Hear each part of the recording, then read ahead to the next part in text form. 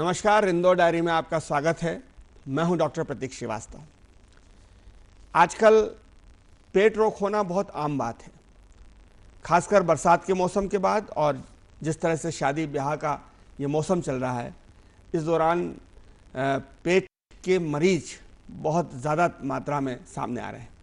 इसके अलावा जिस तरह की हमारी जीवन शैली है और इस आधुनिक जीवन शैली के चलते जिस तरह से समाज में अल्कोहल का कंजम्पशन बढ़ा है, उसके चलते लीवर के मरीज़ भी बहुत बड़ी मात्रा में सामने आ रहे हैं और इन दोनों पेट और लीवर की बीमारियों की बहुत आम बात हो गई है। और इसलिए आज हमने इंदौर डायरी में पेट रोग और लीवर से संबंधित बीमारियों के बारे में बात करने के लिए शहर के एक बहुत ही नामचीन डॉक्टर अरुण सिंह भदौरिया को बुलाया है। आप एमडी हैं इंटरनल मेडिसिन में, आपने एमबीबीएस इंदौर से किया है, एमडी आप जयपुर से हैं और लखनऊ से आपने डीएम गैस्ट्रोएंटरोलॉजिस्ट में किया है। यानी आप पेट और लीवर से संबंधित तमाम बीमारियों के बारे में बहुत ही विस्तार के साथ जानकारी दे सकते हैं। डॉक्टर भदौरिया जी, आपका बहुत स्वागत है। धन्यवाद सर। सबसे पहले भदौरिया साहब, मैं आपसे ये जानना चाहूँगा डॉक्टर साहब कि जैसा कि कहा जाता है कि पेट से संबंधित जितनी भी बीमारियां होती हैं वो मुंह से होती हैं, यानी हमारा खान पान बहुत महत्वपूर्ण होता है और जब हमारा खान पान नियंत्रित नहीं होता तो हमारा पेट गड़बड़ हो जाता है, जवाब देने लगता है। तो मैं ये जानना चाहूँगा कि आजकल जो पेट की संबंधित बीमारियां बढ़ रही हैं, उसके बहुत सारे मरीज सामने आ रहे हैं, उसकी क्या वजह है और किस तरह की बीमारियों के लोग आपके सामने आ रहे हैं?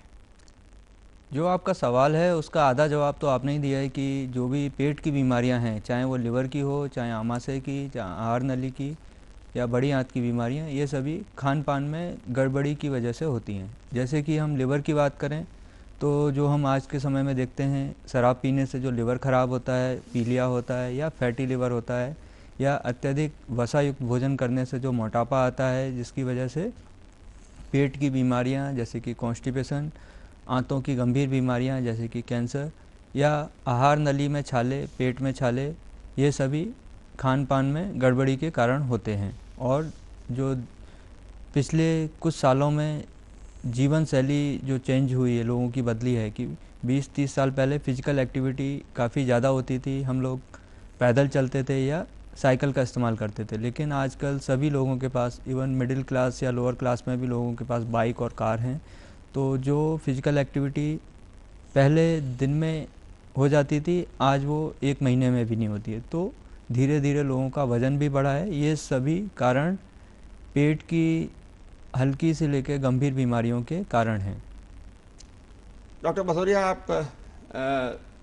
आपने बहुत संक्षिप्त में मुझे ज़रूर बताया कि पेट की बीमारियों का बड़ा कारण हमारी फिजिकल एक्टिविटीज़ है, लेकिन क्या खान पान की सावधानियां भी रखने की ज़रूरत है, ख़ास तौर पर जैसा कि पेट के संबंधी बीमारियों के बारे में कहा जाए तो खान पान की जो क्वालिटी की मैं बात करूं सावधानी में, कि क्वालिटी ऑफ फूड, कि आप किस तरीके का भोजन कर रहे हैं, यह इम्पॉर्टेंट होता है। अब इसको आप सामान्य रूप से ऐसा समझ सकते हैं कि आप खाने में 3 तरह की चीज़ें लेते हैं। एक तो कार्बोहाइड्रेट होता है, फैट होता है, प्रोटीन होता है। पेट की जो बीमारियां हैं, खान पान में जो चेंजेस आए हैं इसकी वजह से होती हैं। खान पान में जो प्रोसेस फूड का इंटेक काफ़ी ज़्यादा बढ़ा है, बाहर का भोजन जो फास्ट फूड, जंक फूड होता है, जो पैक्ड फूड होता है, और ये सभी फूड का कंजम्पशन पिछले सालों में बहुत ज़्यादा बढ़ा है। नेचुरल फूड्स लोग अवॉइड करते हैं, जिसमें कि होल ग्रेन्स हुआ, अंकुरित अनाज हुआ, मिल्क प्रोडक्ट हुए, दालें, चना, राजमा, छोला, मशरूम, सोयाबीन, ये नेचुरल फूड लोग अवॉइड करते हैं। तो जिसकी वजह से धीरे धीरे शरीर में वसा, चर्बी का जमाव होता है। यह चर्बी लिवर में भी जमा होती है और साथ में किडनी के चारों तरफ, जो ब्लड प्रेशर, डायबिटीज़ और फैटी लिवर जैसी गंभीर बीमारियों का कारण होती है। आगे चल कर इनसे लिवर ख़राब होना, हार्ट की गंभीर बीमारियां होना, ब्रेन की बीमारियां होना और इवन कैंसर्स भी होते हैं। जो स्मोकिंग करते हैं, पैकेट देखते हैं कि उस पर पहले से ही कैंसर का निशान होता है, कर्क बना होता है कि इससे कर्क रोग हो सकता है। तो शरीर का कोई सा भी कैंसर हो, चाहे वो मुंह का कैंसर हो, चाहे फेफड़े का कैंसर हो, चाहे आंतों का कैंसर हो, स्मोकिंग सभी तरीके कैंसर कराती है। तो अगर आप स्मोकिंग बंद करते हैं तो भविष्य में कैंसर होने के चांसेस कम होते हैं। ऐसे ही शराब, अत्यधिक अल्कोहल के सेवन से लिवर कैंसर होने के चांसेस बढ़ जाते हैं, लिवर ख़राब होने के। तो अगर आप अल्कोहल से दूर हैं तो आपको लिवर की गंभीर बीमारियां होने के चांसेस कम होते हैं। तीसरा है आमाशय। आमाशय के कैंसर का सबसे प्रमुख कारण जो होता है एक हेलिकोबैक्टर पाइलोरी इन्फेक्शन। तो अगर आप पानी साफ़ सुथरा पीते हैं, खाना पका हुआ ताज़ा खाते हैं, तो आपको इन्फेक्शन होने के चांसेस कम होंगे और आमाशय के कैंसर के चांसेस कम होंगे। तो फिर मैंने बताया कि डायबिटीज़ और मोटापा भी कैंसर से रिलेटेड होता है। अगर आप प्रतिदिन व्यायाम करते हैं, बैलेंस डाइट लेते हैं और अपना एक आइडियल बॉडी वेट मेंटेन करते हैं, तो आप डायबिटीज़ और मोटापे से बचे रहेंगे। तो इससे भी आपके ओवरऑल शरीर में कैंसर होने के चांसेस कम हो जाएंगे। फिर महिलाओं में सर्विक्स का जो कैंसर होता है ये HPV वायरस के इन्फेक्शन की वजह से होता है। तो अगर महिलाएं शुरुआती उम्र में अगर इसका वैक्सीन लेती हैं तो इसके इन्फेक्शन से बच सकते हैं और सर्वाइकल कैंसर की रिस्क भी उनमें कम होती है। डॉक्टर साहब, एक बीमारी इन दोनों, और कैंसर का तो आपने बहुत विस्तार से बताया, धन्यवाद, लेकिन एक बीमारी और लोगों में आ रही है कि लोग रात में जब खाना खा लेते हैं और जब सोते हैं तो सीने में बहुत जलन होती है। कई बार जो है वो जो आपने खाया होता है वो एकदम गले में आ जाता है और झरझराहट सी होती है और आपको लगता है कि पानी पियो, लेकिन जैसे ही आप पानी पीते तो वो झरझराहट और बढ़ जाती है, जिसको सामान्य आदमी को लगता है कि मुझे एसिडिटी हो रही है, गैस हो रही है। लेकिन वो जो खाने का आपकी खासतौर पर अगर आपने तरी वाला खाना खाया है, मिर्ची वाला खाना खाया है, मसालेदार खाना खाया है, तो आपके गले और नाक में वो आ जाता है और आपकी नींद बड़ी डिस्टर्ब हो जाती है। ये बीमारी क्या है और इसका इलाज क्या है?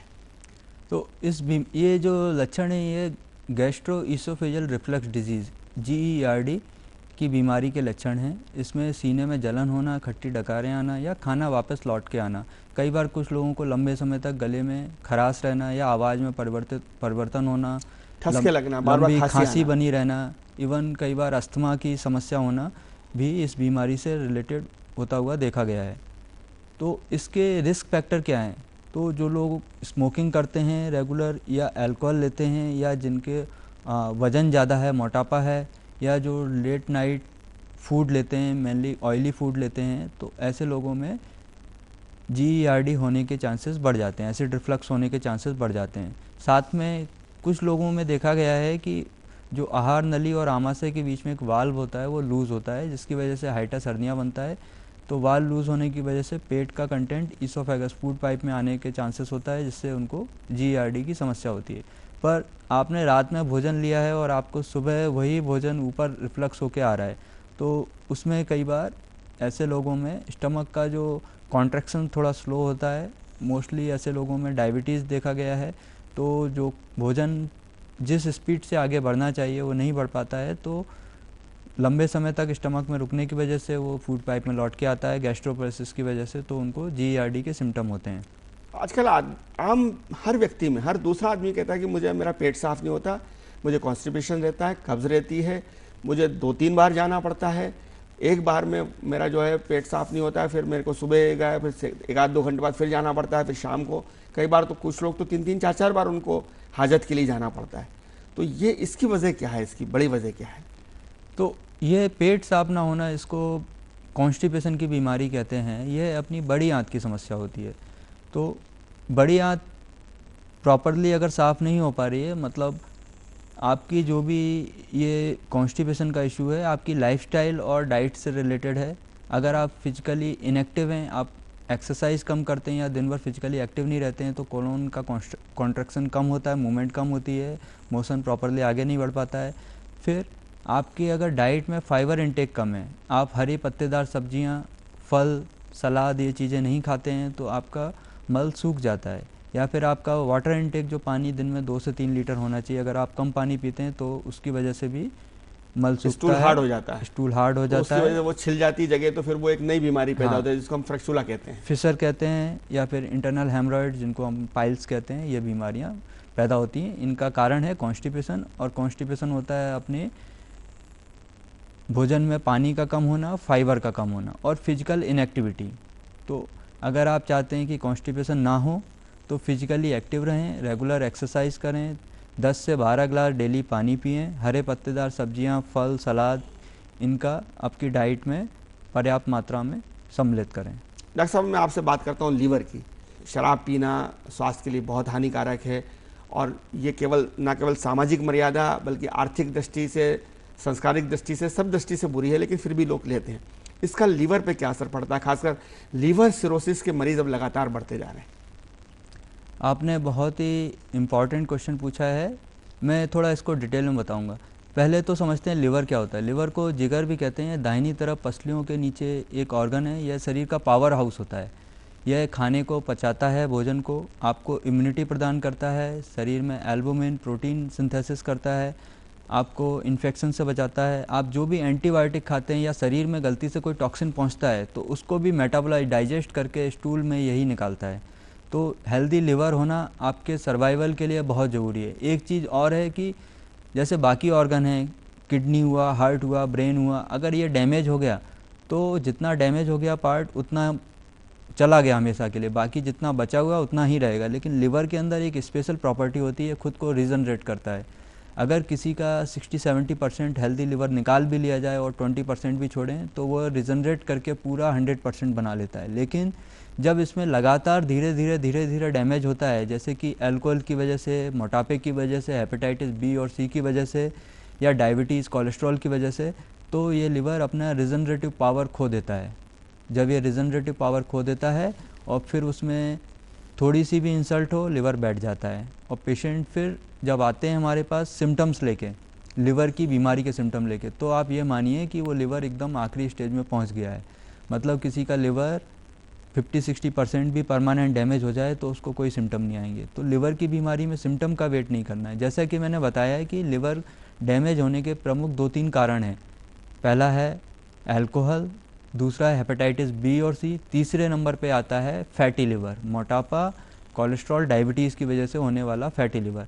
तो अधिकांशतः आज की जनरेशन में जो इशू है कि इन लोगों में फैटी लिवर पहले से ही मौजूद है, क्योंकि फिजिकल एक्टिविटी नहीं है, हाइट के हिसाब से उनका वज़न थोड़ा ज़्यादा है, फास्ट फूड, जंक फूड का कंजम्पशन बहुत ज़्यादा है। इसकी वजह से पहले से ही उनके लिवर में ढेर सारा फैट डिपॉजिट है। अब आधुनिक लाइफस्टाइल की वजह से, रेगुलर पार्टीज़ होने की वजह से उनका अल्कोहल कंजम्पशन होता है, तो पहले से ही आपका लिवर कमज़ोर है फैटी लिवर की वजह से, साथ में आपने अल्कोहल लिया, तो ये बहुत जल्दी आपके लिवर को डैमेज कर देता है। तो हमारे पास यंगर जनरेशन में 30s की एज में, 35-40 की एज में पेशेंट्स लिवर सिरोसिस लेके आते हैं। और लिवर सिरोसिस भी उसकी 3 स्टेज होती हैं। स्टेज जो ए होती है उसमें कोई सिम्टम नहीं होते हैं। तो हमारे पास जो लक्षण लेके मरीज आते हैं एक्चुअल में, या तो सिरोसिस की बी स्टेज में होते हैं या सी स्टेज में होते हैं। और ऐसी स्टेज में अधिकांश लोगों को लिवर ट्रांसप्लांट लगता है। जबकि मैंने बताया है कि लिवर ऐसा ऑर्गन है कि इसकी आप अगर केयर करें और इसमें कोई डैमेज हो तो ये अपने आप को पूरा रीजनरेट कर लेता है। हेल्दी लिवर पूरा रीजनरेट हो सकता है, बट बिकॉज ऑफ गलत लाइफस्टाइल और एक्सेसिव अल्कोहल कंजम्पशन, खान पान में नियमितता ना होना, ये आपके पीलिया लिवर को भी क्या धीरे-धीरे लीवर खराब को डैमेज करता है? कभी कभी पीलिया हो जाता है, जिसको हमारी आम मालवा की बोल भाषा में बोलते हैं कि उसका पीलिया बिगड़ गया था और वो चला गया। तो पीलिया लिवर की बीमारी का लक्षण है। जब अपना लिवर कमज़ोर हो जाता है तो वो कैसे प्रकट करेगा, कैसे पता चलेगा कि आपका लिवर कमज़ोर हो गया? तो पीलिया उसका एक लक्षण है। पेट में अगर पानी आ जाता है, पेट फूल जाता है, तो वो एक लिवर की खराबी का एक लक्षण है। पैरों में सूजन आ गई है, सुस्ती आ गई है, शरीर में खून पतला हो गया, ये एक लिवर की खराबी का लक्षण है। तो अगर किसी का पीलिया बिगड़ गया मतलब उसका लिवर का प्रॉब्लम जो है, लिवर सिरोसिस या लिवर फेलियर, वो बिगड़ गया है एक्चुअल में। पीलिया बिगड़ना मतलब लिवर ख़राब होना। तो पीलिया में कमजोरी भी आ जाती है, खाने की इच्छा नहीं होती है, लिवर और पूरा शरीर पीला पड़ जाता है, यानी हमारा खून जो है वो पीला पड़ने लगा, ये कहा जाता है आम बोलचाल की भाषा में गाँवों में। तो स्पेसिफिकली बात करें तो पीलिया जो होता है एक बिलिरुबिन करके कंपोनेंट होता है लिवर के अंदर, जो पीला दिखाई देता है, उसका कलर होता है। और लिवर उसको स्टूल में एक्सक्रीट करता है। जब लिवर वीक हो जाता है तो उसको एक्सक्रीट नहीं कर पाता है, शरीर से बाहर नहीं निकल पाता है, तो धीरे धीरे वो पार्ट बिलिरुबिन ब्लड में डिपॉजिट होने लगता है, बढ़ने लगता है और अपना शरीर पीला दिखाई देने लगता है। डॉक्टर साहब, ये लीवर एब्सेसिस क्या है और लोग इससे भी परेशान रहते हैं? लिवर एब्सेस सिंपल सा मतलब इसका है सामान्य भाषा में कि लिवर के अंदर फोड़ा हो जाना, घाव हो जाना, पस पड़ जाना, मवाद पड़ जाना। तो इसके 2 प्रमुख कारण हैं। पहला है अमीबिक लिवर एब्सेस और दूसरा है पायोजेनिक, बैक्टीरिया की वजह से होने वाला। पहला जो मैंने बताया अमीबियासिस, ये जो आंतों में बड़ी आंत का इन्फेक्शन होता है प्रोटोजोआ, जो गंदा खाने की वजह से या गंदा पीने पानी की वजह से बड़ी आंत में जाता है, वहाँ से ये प्रोटोजोआ लिवर में जाता है और लिवर में एब्सेस क्रिएट करता है। इसको एंटीबायोटिक के द्वारा ठीक किया जा सकता है, बट सबसे इम्पॉर्टेंट है इसको होने से बचाया जा सकता है। अगर आप साफ़ सुथरा पानी पीते हैं, साफ़ सुथरा भोजन करते हैं, तो आपको कभी भी लिवर एब्सेस नहीं होगा। दूसरा जो पायोजेनिक लिवर एब्सेस होता है, यह पित्त की नलियों में रुकावट या इन्फेक्शन की वजह से होता है, और इसको भी पित्त की नली की रुकावट को दूर करके और एंटीबायोटिक से ठीक किया जा सकता है। लिवर एब्सेस अधिकांशतः पुरुषों में होते हैं, महिलाओं में इसके होने के चांसेस बहुत कम होते हैं, क्योंकि यह देखा गया है कि अल्कोहल का सेवन और बाहर का दूषित भोजन पुरुषों में ज़्यादा होता है महिलाओं से, इसलिए लिवर एब्सेस संभवतः पुरुषों में ज़्यादा मिलता है। थोड़ा जेनेटिक रीज़न भी होता है कि अमीबिक लिवर एब्सेस जिनमें आयरन थोड़ा ज़्यादा होता है शरीर में, उनमें ज़्यादा मिलता है। महिलाओं में यूजुअली आयरन कम रहता है, तो इसलिए उनमें अमीबियासिस ग्रो नहीं कर पाता है। डॉक्टर साहब, जो आपसे इतनी देर चर्चा हुई उसका एक सार मुझे समझ में आया है कि खान पान का बहुत महत्व है। अगर खान पान ठीक रहे तो आपका पेट भी ठीक रहेगा, आपका लीवर भी ठीक रहेगा। तो किस तरह का खाना हमको खाना चाहिए? जैसे कि कहा जाता है कि भाई आप जानवर की तरह खाएं, यानी नेचुरल फूड खाएं, कच्चा आपका भोजन जो है वो 40% कच्चा होना चाहिए।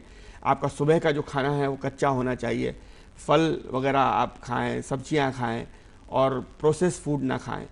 तो खान पान को आप हमारे दर्शकों को क्या सलाह देंगे कि वो अपना खान पान किस तरह से रखें, खासकर युवा और बाद में जो मिडिल एज के लोग हो गए हैं, महिलाएं, उनको किस तरह का अपना खान पान रखना चाहिए जिससे कि वो सेहतमंद रह सके? आपने बहुत अच्छा सवाल पूछा है। ये इसका जो जवाब है ना, ये महिलाओं को अच्छे से सुनना चाहिए, क्योंकि घर का जो भी खाने का किचन का जो भी कंट्रोल है वो महिलाओं के हाथ में होता है।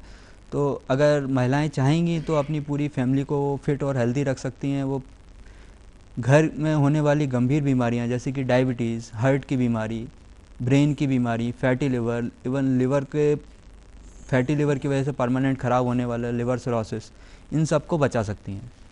सब लोग चाहते हैं कि हेल्दी खाएं, पर हेल्दी क्या होता है और कितना खाएं? तो आपकी जो थाली है, जो भी आप डाइट ले रहे हैं एक बार में, उसमें 50% में फाइबर होना चाहिए। फाइबर में मतलब हरी सब्जियां होनी चाहिए, फल होना चाहिए, सलाद होना चाहिए, और हो सके अब आपको इसमें क्या सावधानी रखना है कि ये साफ़ सुथरा हो। ऐसा नहीं कि आप कच्चा खा रहे हैं कोई कंटामिनेशन जाए। तो आप जो भी बाहर से ला रहे हैं उसको अच्छे से धोएं, और जिन चीज़ों को छीलना संभव हो सके तो छीलें ना। कुछ फल ऐसे होते हैं जो बिना छिले भी खा सकते हैं, छील के भी, जैसे कि छिलकों में बड़ा प्रोटीन होता है। एप्पल, तो एप्पल का जो फाइबर होता है वो छिलके में भी होता है। अगर आप छिलका निकाल देंगे तो फाइबर निकल जाएगा। तो जो फल हो सके छीलें ना, उनको बिना छिले ही खाएं, साबुत खाएं। और ऐसे ही हरी सब्जियां हैं, कुछ पका के खा सकते हैं, कुछ आप कच्चे भी खा सकते हैं। सलाद को भी आप हो सके तो बिना छिला ही अच्छे से धोने के बाद कट करके खा सकते हैं। तो 50% में आपके फाइबर होना चाहिए थाली में। फिर जो 50% बचा है उसका 25% में प्रोटीन होना चाहिए। प्रोटीन सेल्स के लिए, मसल्स के लिए बहुत ज़रूरी है। प्रोटीन के सोर्स क्या हो सकते हैं? आपका दूध की चीज़ें हो सकती हैं, दालें हो राजमा सकती हैं, छोले चना हो सकता है, राजमा हो सकता है, मशरूम हो सकता है, सोयाबीन हो सकता है। जो लोग नॉनवेज खाते हैं उसमें अंडे हो सकते हैं, मछली हो सकती है। ये प्रोटीन सोर्स हैं। चिकन में भी प्रोटीन होता है। हाँ, अब अगर आप लीन प्रोटीन की बात करें, अगर आप चिकन को उबाल के जस्ट खा रहे हैं तो उसमें प्रोटीन है। सबसे जो बेस्ट प्रोटीन होता है बात करें तो वो अंडे में होता है। एक अंडे में लगभग 6 ग्राम के आसपास प्रोटीन होता है। बट अंडे को कभी कच्चा नहीं खाना चाहिए, उसको हमेशा बॉईल करके। कोएगुलेटेड प्रोटीन ही अंडे का एब्जॉर्ब होता है, उबालने पे वो कोएगुलेट होता है। और आपके 25% में ग्रेन्स होना चाहिए। तो जो ग्रेन भी आप अनाज इस्तेमाल करते हैं वो होल ग्रेन, साबुत अनाज होना चाहिए आपको। अगर आपने उसको बारीक एकदम पीस दिया, मैदा बना दिया, उसका छिलका निकाल दिया, तो फिर वो प्रोसेस फूड में चला जाएगा, वो अनहेल्दी हो जाएगा। आजकल तो ये भी कहा जा रहा है कि साहब आप गेहूं मत खाइए और मिलेट्स खाइए, ज्वार खाइए, बाजरा खाइए, कुटकी खाइए। तो जो फूड जितना स्लो डाइजेस्ट होता है एक्चुअल में वो हेल्दी होता है, ऐसा रहता है मोटा मोटा। और जो जल्दी डाइजेस्ट होते हैं, प्रोसेस फूड क्या बहुत जल्दी डाइजेस्ट होते हैं। आपने प्रोसेस फूड जैसे कि आपने फास्ट फूड खाया, कुछ पास्ता खाया, पिज्ज़ा खाया, बर्गर खाया, ये आपको बहुत ही कम स्पेस में बहुत ज़्यादा कैलोरी देंगे, जल्दी डाइजेस्ट होंगे, आपको थोड़ी देर फिर से भूख लगने लगेगी। तो आप के शरीर में थोड़े समय में ज़्यादा कैलोरी जाएगी, वो धीरे धीरे कैलोरी डिपॉजिट होगी। जबकि ये जो नेचुरल फूड होते हैं स्लो डाइजेस्ट होते हैं, इनमें फाइबर होता है, सॉल्युबल और इनसॉल्युबल दोनों फाइबर होते हैं, और ये बॉडी में स्लो ग्लूकोज रिलीज़ करते हैं, न्यूट्रिएंट को रिलीज़ करते हैं, स्लो डाइजेस्ट होते हैं, तो आप लंबे समय तक फुल फील करते हैं, तो आप कम खाते हैं।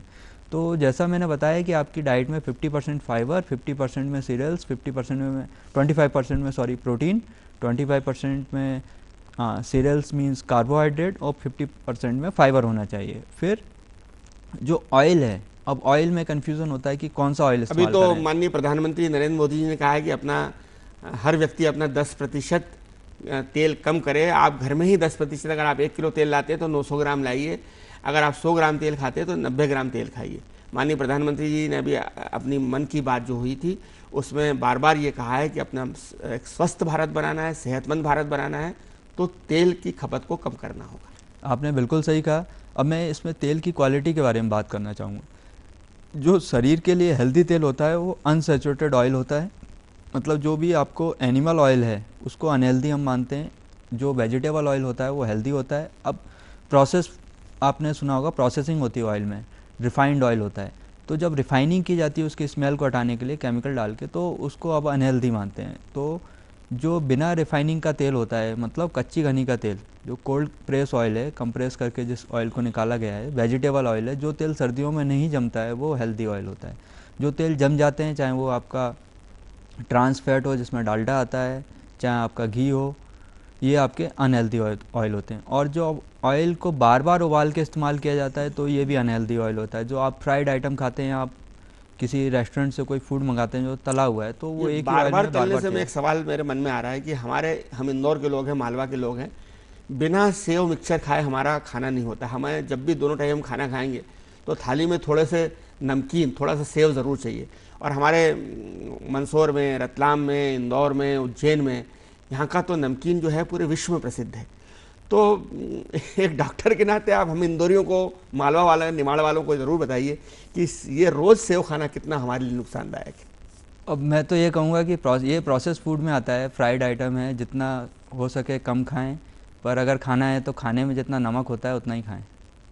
डॉक्टर साहब, अब मैं आपसे थोड़ी सी एक्सरसाइज की बात करूँ। खान पान की बहुत बात हो गई, एक हेल्थी लाइफ के लिए, और जैसा कि प्रधानमंत्री आदरणीय नरेंद्र मोदी जी चाहते हैं कि स्वस्थ भारत हो, तो हमें एक्सरसाइज कितने मिनट करना चाहिए एक सामान्य आदमी को, और वॉकिंग का इसमें क्या इंपॉर्टेंस है?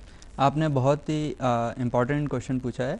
तो फिजिकली एक्टिव रहना बहुत ज़रूरी है। एक तो होता है कि हम पूरे दिन तो फिजिकली इनएक्टिव हैं, बट हाँ 45 मिनट आधा घंटा एक्सरसाइज कर रहे हैं, और एक है वर्सेस कि हम पूरे दिन फिजिकली एक्टिव हैं। कुछ लोग जैसे किसान होते हैं, दिन भर काम करते हैं, फिजिकली एक्टिव रहते हैं, तो दोनों चीज़ें हैं। तो सबसे पहले अपन एक्सरसाइज की बात करते हैं। जो गाइडलाइंस है उनके हिसाब से at least 45 minute per day, at least 5 days a week, मतलब हफ्ते भर में कम से कम 150 मिनट आपको ब्रिस्क एक्टिविटी करनी है। ब्रिस्क एक्टिविटी मतलब जब आप एक्सरसाइज कर रहे हो तेज तेज चलना, तब आपकी सांस फूलनी चाहिए, आपको थकान होनी चाहिए, हाथ पैर दर्द करने चाहिए, पसीना आना चाहिए।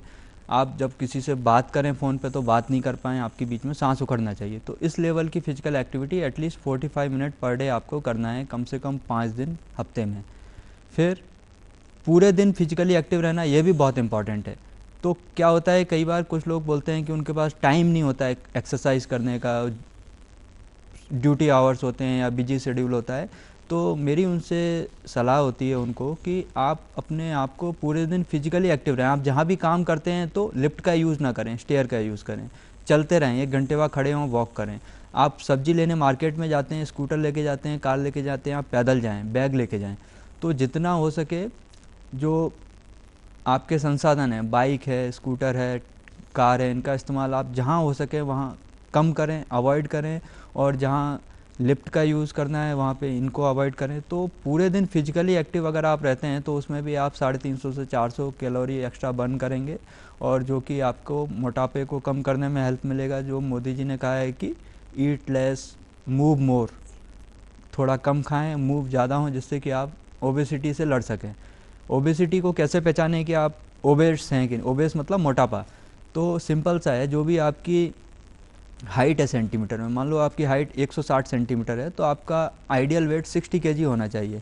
अगर आपको साथ में डायबिटीज़ भी है या कोई और दूसरी गंभीर बीमारी है तो उसमें भी -5 केजी कर लीजिए आप, तो आपका वेट होना चाहिए 55 केजी। तो इंडियंस की हाइट मोस्टली 160 से 170 सेंटीमीटर के बीच में होती है, 175 सेंटीमीटर।